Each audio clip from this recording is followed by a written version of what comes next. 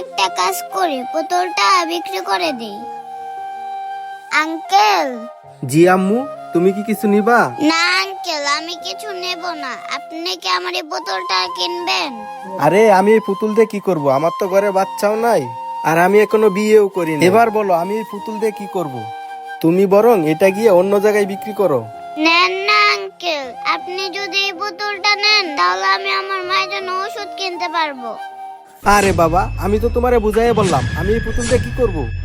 এই তুই কি আমার বাংলা কথা বুঝছ না? যা এখান থেকে।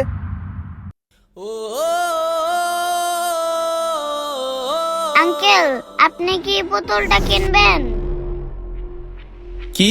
আমি তোর এই কম দামি সস্তা পুতুল কিনবো? আমি কিনলে প্রিমিয়াম কোয়ালিটির দামি পুতুল কিনবো, তোর এই সস্তা পুতুল কিনবো? ধর এটা, যা এখান থেকে। আঙ্কেল, আপনি এই পুতুলটা নিলে আমি আমার মায়ের জন্য ওষুধ কিনতে পারবো। এই শোন, তুই তোর মায়ের জন্য ওষুধ কিনবি না কি কিনবি এটা আমার দেখার সময় আছে? যা এখান থেকে, ফকিন্নি কোথাকার।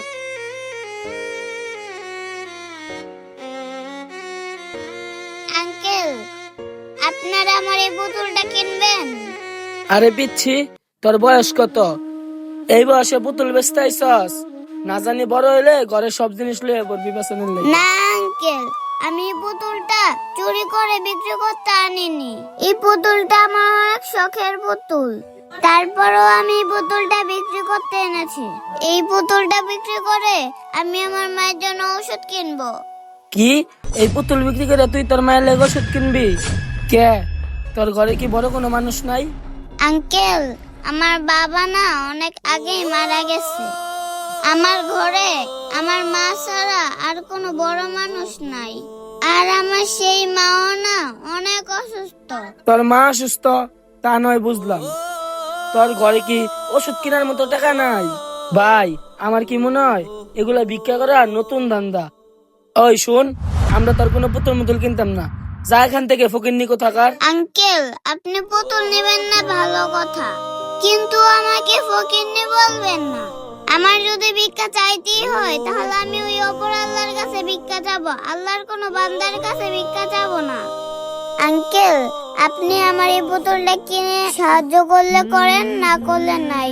আমার ওই আল্লাহ আমাকে অবশ্যই সাহায্য করবেন। হে আল্লাহ, তুমি আমাকে সাহায্য করো, নাহলে তো আমি আমার মাকে বাঁচাতে পারবো না। এই মামুনি শোনো। জি আঙ্কেল। আমাকে তোমার এই পুতুলটা দাও দেখি। আচ্ছা মামুনি, আমি তোমার এই পুতুলটা কিনতে চাই। সত্যি বলতেছেন আঙ্কেল, আপনি এই পুতুলটা কিনবেন? হ্যাঁ মামুনি, আমি তোমার এই পুতুলটা কিনবো। আরে ভাই, আপনি কি পাগল হয়ে গেছেন? আপনি এই পুতুলটা কি করবেন? আরে তুই শুনলি না, এই পুতুলটাও বিক্রি করতে না পারলে ওর মায়ের জন্য ওষুধ কিনতে পারবে না। আরে ভাই, আপনিও না, ও এইসব বানায় বানায় বললো আর আপনি সবই বিশ্বাস করলেন। সবই হ্যাঁ ধান্দা। না রে অঙ্কন, কেউ যদি ধান্দা করে তাহলে কেউ শখের জিনিস বিক্রি কইরা মিথ্যা কথা বলবে না। আমার মনে হয় কি ওর মা সত্যিই অনেক অসুস্থ। আচ্ছা ঠিক আছে ভাই, আপনার যা ইচ্ছা করেন। আচ্ছা মামুনি, বলো তোমাকে এই পুতুলটার দাম কত দিব? আঙ্কেল, বেশি না, মাত্র 200 টাকা দিলেই চলবে। আচ্ছা ঠিক আছে মামুনি, এই নাও, এখানে 1000 টাকা আছে, তুমি এই পুরো টাকাটাই রেখে দাও। আঙ্কেল, আপনি যে আমাকে 1000 টাকা দিলেন, আমার কাছে তো ভাঙতি নাই। আরে মামুনি, তুমি এই পুরো টাকাটাই রেখে দাও, তোমার এটার ভাঙতি দিতে হবে না। সত্যি বলতেছেন আঙ্কেল? আপনি 1000 টাকার নোট পুরাটাই আমাকে দিয়ে দিবেন? হ্যাঁ মামুনি, তুমি এই টাকাটা দিয়ে তোমার মায়ের জন্য ওষুধ কিনো। আচ্ছা আঙ্কেল, আপনাকে অনেক ধন্যবাদ। মায়ের প্রতি সন্তানের ভালোবাসা দেখে আপনাদের কেমন লাগলো? ভালো লাগলে বেশি বেশি লাইক, কমেন্ট এবং শেয়ার করে সবাইকে দেখার সুযোগ করে দিবেন। ধন্যবাদ।